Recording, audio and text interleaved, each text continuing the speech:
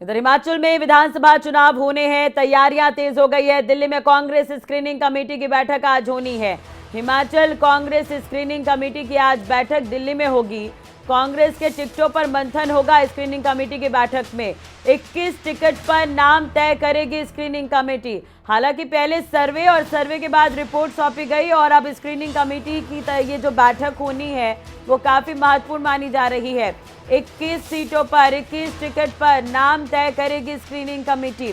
ज्यादा जानकारी और अपडेट के लिए बात करेंगे शिमला ब्यूरो प्रदीप ठाकुर हमारे साथ जुड़ चुके हैं लाइव इसी खबर पर। प्रदीप, एक तरह से देखा जाए तो पहले सर्वे और उसके बाद स्क्रीनिंग कमेटी की आज महत्वपूर्ण बैठक होनी है। 68 विधानसभा सीटों पर हिमाचल प्रदेश में चुनाव होने हैं, लेकिन आज 21 टिकट पर कांग्रेस मंथन करेगी, नाम तय कर सकती है। क्या कुछ और इस बैठक में खास रहने वाला है?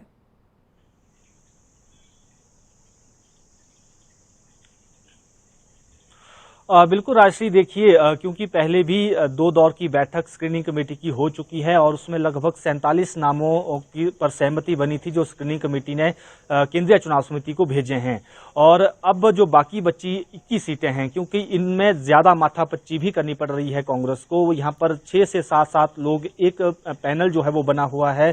और उसके अलावा भी जो प्रदेश चुनाव समिति ने जब बैठक की थी उसमें जो पैनल बनाए गए थे, तो ऐसी भी कई सीटें थी जहां पर लग रहा था कि विवाद भी हो सकता है, भीतरघात भी हो सकता है या बागी होने का भी खतरा है। तो उन सीटों को दूसरे यानी अब तीसरे दौर के लिए जो बैठक होने वाली है स्क्रीनिंग कमेटी की, उसके लिए इन सीटों को रखा गया है। तो ये 21 सीटें हैं और उन पर आज मंथन होना है। सिंगल नाम जो है यहाँ से स्क्रीनिंग कमेटी से जो है वो फाइनल करके उन पर आम सहमति बनाकर केंद्रीय चुनाव समिति को भेजे जाएंगे। और उसके बाद जब केंद्रीय चुनाव समिति की बैठक होगी, पहले ये जानकारी थी कि कल हो सकती है, लेकिन अब जानकारी है कि कल बैठक नहीं होगी।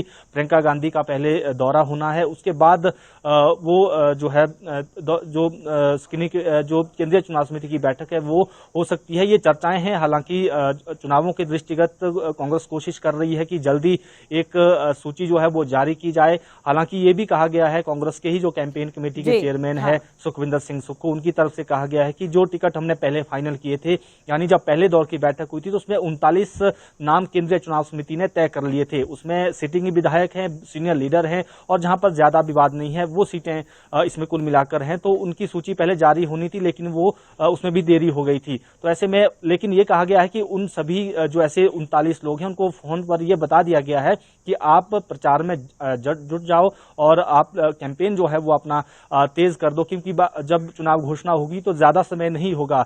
ज्यादा से ज्यादा 27 से लेकर 30 दिन का समय मिलता है जब चुनाव घोषणा होती है। तो ऐसे में कोशिश उनको कांग्रेस पार्टी की ही है कि जो टिकट लगभग तय हैं वहां कोई दिक्कत नहीं है तो वो चुनाव प्रचार शुरू करें। तो आज जो 21 सीटों के लिए मंथन होना है, जानकारी है कि दोपहर बाद ये मंथन होगा।